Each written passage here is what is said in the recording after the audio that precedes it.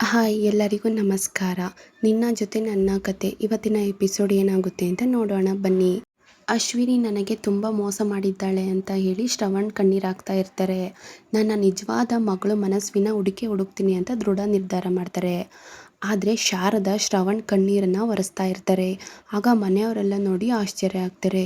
ಇದೇನಿದು ಶಾರದಾ ಈ ಥರ ವರ್ತನೆ ಮಾಡ್ತಾ ಇದ್ದಾರಲ್ಲ, ಅವರಿಗೆಲ್ಲ ಗೊತ್ತಾಗ್ತಿದ್ಯಾ ಅಂತ ತಿಳ್ಕೊಂಡು ಮನೆಯವರೆಲ್ಲ ಆಶ್ಚರ್ಯದಿಂದ ನೋಡ್ತಾ ಇರ್ತಾರೆ.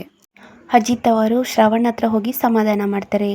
ಮನಸ್ವಿನಿಯನ್ನು ನಾನು ಹುಡುಕಿಕೊಂಡು ಕರ್ಕೊಂಡು ಬರ್ತೀನಿ, ನೀವು ಅಲ್ಲಿವರೆಗೂ ಸಮಾಧಾನವಾಗಿರಿ. ಸಂಗೀತ ಡೈವರ್ಸ್ ಪತ್ರದಿಂದ ಅಂದರೆ ಒಪ್ಪಂದದ ಪತ್ರದಿಂದ ಅವಳು ಕೋಮಾಗೆ ಹೋಗಿದ್ದ ವಿಷಯವನ್ನು ಸತ್ಯ ವಿವರಿಸ್ತಾರೆ. ಸತ್ಯ ಆ ಪತ್ರವನ್ನು ಕದ್ದು ಅದಕ್ಕೆ ನಕಲಿ ಸಹಿ ಹಾಕಿ ಪಲ್ಲವಿ ಮೂಲಕ ಅಶ್ವಿಯ ಮುಖವಾಡವನ್ನು ಹೇಗೆ ಕಳಚಿದನು ಎಂಬುದು ಅಜಿತ್ ಭೂಮಿಗೆ ತಿಳಿಸುತ್ತಾರೆ.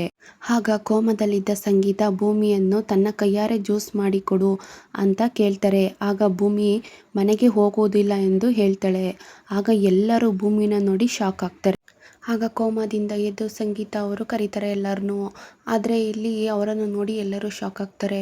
ಆದರೆ ಎಲ್ಲರೂ ಮೊದಲೇ ಚರ್ಚೆ ಮಾಡ್ತಾ ಇರ್ತಾರೆ. ಇಲ್ಲಿ ಜಗಳ ಆಗಿದ್ದಾಗಿರ್ಬೋದು, ಒಪ್ಪಂದದ ಪತ್ರ ಆಗಿರ್ಬೋದು, ಮತ್ತು ಯಾವ ವಿಷಯನೂ ಈಗ ಮನಸ್ವಿನಿ ಇಲ್ಲ, ಮನಸ್ವಿ ಸತ್ತೋಗಿದ್ದಾರೆ, ಈ ವಿಷಯ ಯಾರಿಗೂ ಸಂಗೀತಗೆ ಹೇಳಬಾರ್ದು ಅಂತ ಎಲ್ಲ ಇಲ್ಲೇ ಚರ್ಚೆ ಮಾಡಿ ಅವರನ್ನು ನೋಡಲು ಎಲ್ಲ ಹೊರಡ್ತಾರೆ. ಅಜಿತ್ ಅವರು ಅಶ್ವಿನಿಯನ್ನು ಪದೇ ಪದೇ ಪ್ರಶ್ನೆ ಮಾಡ್ತಾನೆ ಇರ್ತಾರೆ. ಮನಸ್ವಿ ಬಗ್ಗೆ ನಿನಗೆ ಏನು ಗೊತ್ತು ಅಶ್ವಿನಿ? ಆಕೆ ಸಾವಿನಿಂದೆ ನಿಂದೇನಾದರೂ ಪಾತ್ರ ಇದೆಯಾ?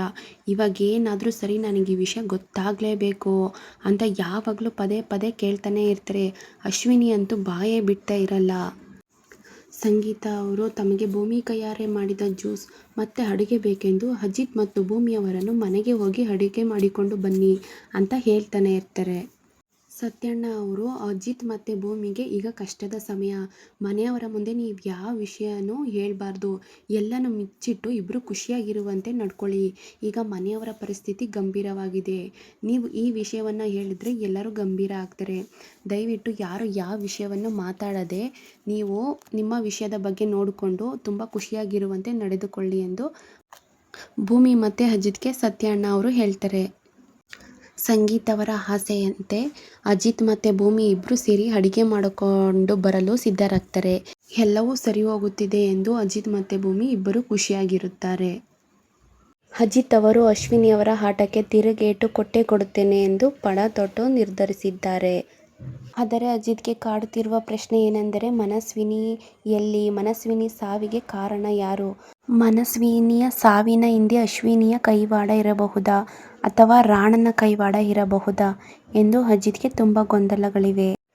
ಈ ವಿಡಿಯೋ ನಿಮಗಿಷ್ಟ ಆದರೆ ಲೈಕ್ ಮಾಡಿ, ಶೇರ್ ಮಾಡಿ, ತಪ್ಪದೆ ಕಮೆಂಟ್ ಮಾಡಿ. ಹಾಗೆ ಹೊಸಬ್ರು ನೋಡ್ತಾ ಇದ್ದರೆ ಪ್ಲೀಸ್ ಸಬ್ಸ್ಕ್ರೈಬ್ ಮಾಡಿ.